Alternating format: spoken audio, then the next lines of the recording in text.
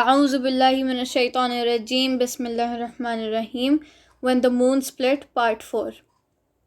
Following the monotheistic practice of his forefather Ibrahim, every year for 3 consecutive years, he spent the month of Ramadan in the cave. He would then return to Makkah, circumambulate the Kaaba, and then go back home.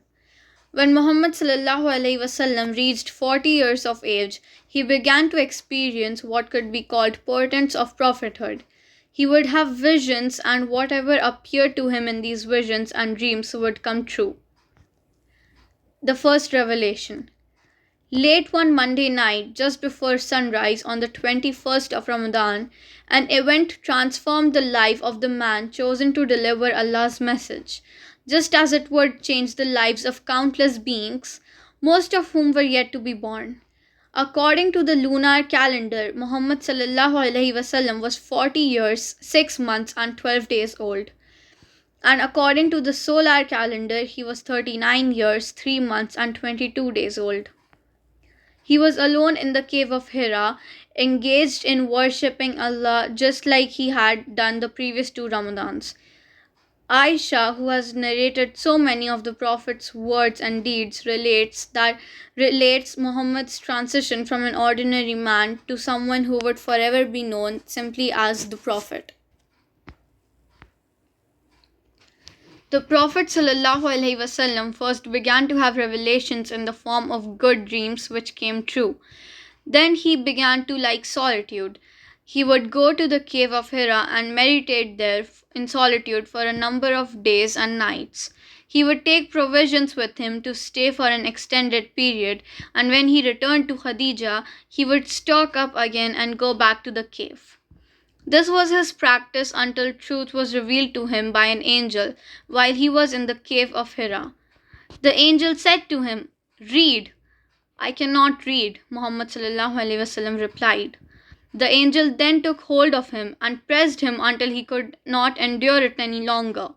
The angel let him go and said once again, "Read." "I cannot read," the Prophet replied. The angel took hold of him a second time and pressed him until he could not endure it any longer. After letting him go, the angel said, "Read."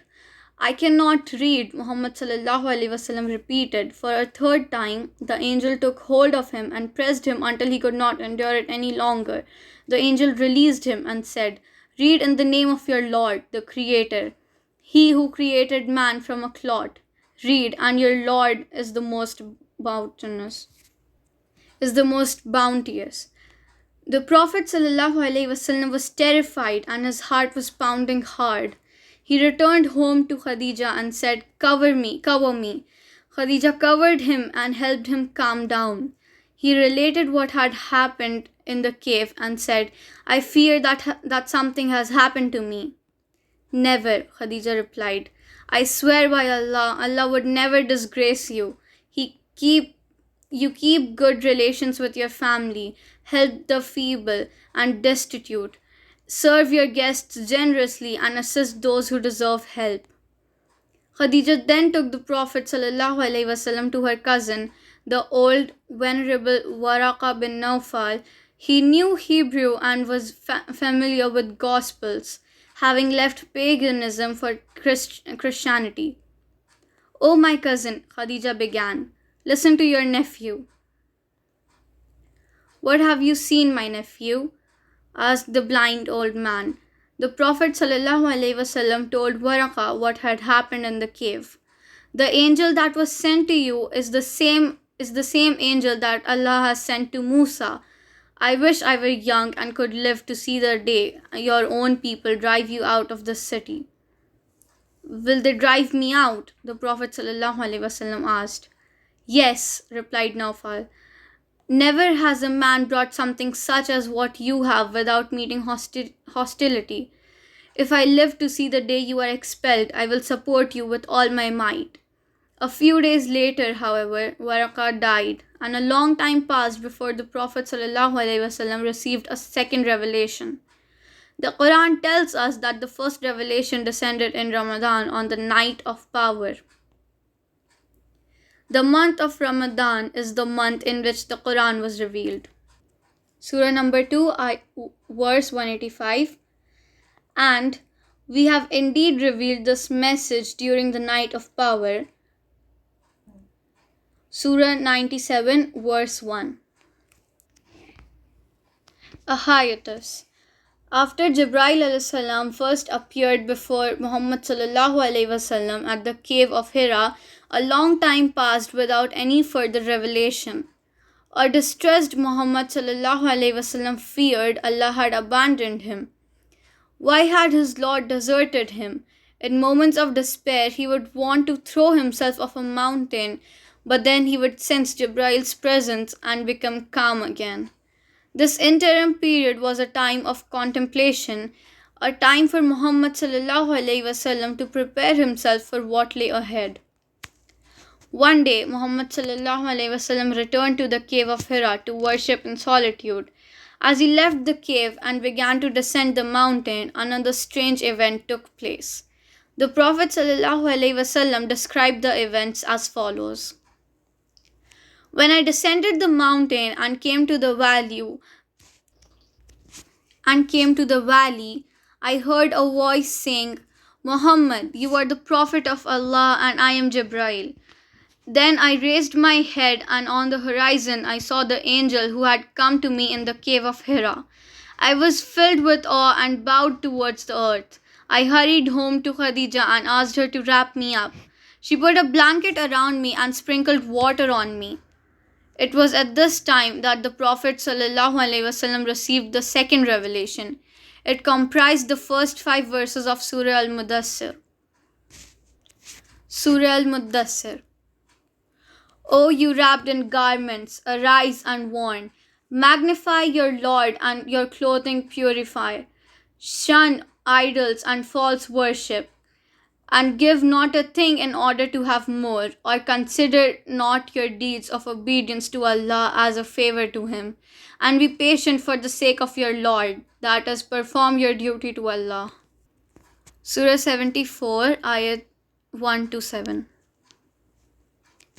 This revelation with its instructions regarding worship came before Muhammad sallallahu alaihi wasallam was instructed to perform regular prayers, salah. It marked the resumption of visitations by Jibril, and subsequent revelations came in quick succession. Muhammad sallallahu alaihi wasallam had been appointed as a prophet with the first revelation. With the second revelation, he was made Allah's messenger, entrusted with 2 tasks. The first task was to arise and warn. He was ordered to teach his people about Allah and to warn them about the consequences of their sins. The Prophet's second task was to obey the commands of Allah and act as a model for others. The surah contains a series of instructions to the Prophet, and a line-by-line examination reveals the basic religious practices ordered in Islam. In the original Arabic, the phrase fakabbir in the first verse means worship Allah alone without associating any partners with Him. In the second verse, the expression Thiyabaka fatahhir literally means purify your clothing, but according to Muslim scholars, it also means purify your conduct. The next verse, Warujza Fahjur, enjoins the Prophet ﷺ to abstain from the pagan customs of the Arabs. The verse La tamnun tastakthir means do not expect to be rewarded in this world for your efforts. Finally, Wali Rabbika Fasbir means be patient for your Lord's sake. The mission begins. Muhammad sallallahu alaihi wasallam accepted his duties as prophet and messenger with resolute obedience.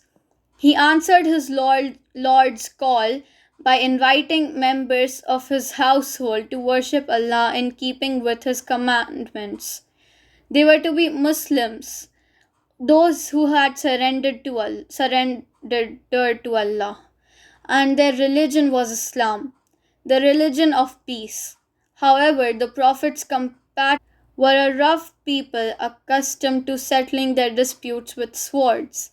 They clung to idol worship because it had been the practice of their ancestors who had strayed far from the pure monotheism of Ibrahim and Ismail. Sensing their antagonism, the Prophet began to quietly teach those closest to him, those whose hearts he felt would be open to the truth. The first believers. Khadija was the first person to believe her husband had been chosen as Allah's messenger and prophet. As his wife, she knew more than anyone else did that Muhammad was no ordinary man. His sublime character and innate morality set him apart from those he lived among. She had heard she had heard talk about Allah's final prophet who was yet to appear. She had also heard about some of the strange and miraculous events that others had witnessed concerning Muhammad sallallahu alaihi wasallam. Furthermore, she had heard Waraka say that the angel who had come to the cave of Hira was none other than Jibril alayhi salam, and that this angel had brought Muhammad sallallahu alaihi wasallam a revelation from Allah. Lastly, she was present at the moment Surah Al Mudassir was revealed. Therefore, it was therefore only natural that she was the first to believe in Muhammad and his appointment as Allah's final messenger. Abu Bakr radiallahu anhu was also among the first people to become Muslim. When the verses of Al Mudassir were revealed, the Prophet ﷺ went to Abu Bakr, who was a leading Meccan trader and a prominent figure in his own right, and told him what had happened. 2 years younger than the Prophet, he was thoroughly familiar with his friend's character and the reputation he enjoyed in the community for truthfulness. Abu Bakr did not doubt Muhammad's declaration of his prophethood, just as he did not refuse his invitation to Islam. With his declaration of faith, he became one of the first Muslims. Ali bin Abu Talib radiallahu anhu was only a child when the Prophet's mission began, and some sources indicate that he was 10 years old when he became a Muslim. He was living under the Prophet's guardianship since his father Abu Talib was unable to provide for all his children. Muhammad sallallahu alaihi wasallam was like a second father to the boy, who believed without a doubt that his guardian was indeed a prophet and that he had brought the truth. Among the first to accept the faith was also the Prophet's freedman Zayd bin Harith bin Sharabil Kalbi. Sold into slavery in the pre-Islamic era, Zayd had refused to leave the Prophet ﷺ when his relatives tried to buy his freedom. For a while he was known as Zayd bin Muhammad, but following the prohibitions of giving adopted children the name of their foster parents, he was referred to by his actual name as mentioned above. Notwithstanding the change of name, Zayd's love for the Prophet was deep and the bond between the two was enduring. These four, Khadija, Abu Bakr, Ali, and Zayd radiallahu anhum, accepted Islam the same day the opening verses of Surah Al Mudassir was revealed. Some sources hold that they accepted Islam in the same order as given above. Life changed for the new Muslims who desired to reform the religious practice of their families and friends. After his conversion, Abu Bakr began to encourage others to abandon idol worship and follow Allah's messenger. A well respected merchant known for his generosity and intelligence, Abu Bakr was the foremost authority on Arab genealogy. His reputation and his character ensured that people gravitated to him, and if he deemed a person was sincere in finding the truth, he would talk to him about his new faith. Many people were interested in what he told them about Islam, and they went with him to the Prophet ﷺ. Among those who became Muslim in this way were Usman bin Affan Umwi, Zubair bin Awam Asadi, Abdul Rahman bin Auf Zuhri, Saad bin Abi Waqqas Zuhri, and Talha bin Ubaidullah Taimi. Many others from the Quraysh later became Muslims. Abu Ubaidah Amir bin Jarrah, Abu Salama bin Abdul Asad and his wife Salama, Arqam bin Abil Arqam, Uthman bin Mazun and his brothers Qadam bin Mazun and Abdullah bin Mazun, Ubaidah bin Harith bin Muttalib bin Abd Manaf, Said bin Zaid bin Amr bin Naufal and his wife, the sister of Umar, Fatima bint Khattab, Khabbab bin Arat, Jafar bin Abi Talib and his wife Asma bint Umais, Khalid bin Said bin As and his wife Amina bint Khalaf, his brother Amr bin Said bin As, Hatib bin Harith and his wife Fatima bint Mujalil and his brother Khattab bin Haris, his wife Fakiha bint Yasir and his other brother Muammar bin Haris, Muttalib bin Azhar and his wife Ramla bint Abi Auf, and Naim bin Abdullah bin Naham. More believers came from other tribes to embrace Islam. Abdullah bin Masud Hadli, Masud bin Rabia Qari, Abdullah bin Jahash and his brother Abu Ahad bin Jahash, Suhaib bin Sinan Rumi, Amr bin Yasir Ansi and his parents Yasir and Sumayya, and Amir bin Fuhaira. Ayman Baraka, the Prophet's father's Abyssinian slave, who had looked after the Prophet during his childhood, also became Muslim, as did al-Fadl Lababatul Kubra bint Harith Hilaliya and Asma bint Abu Bakr Siddiq.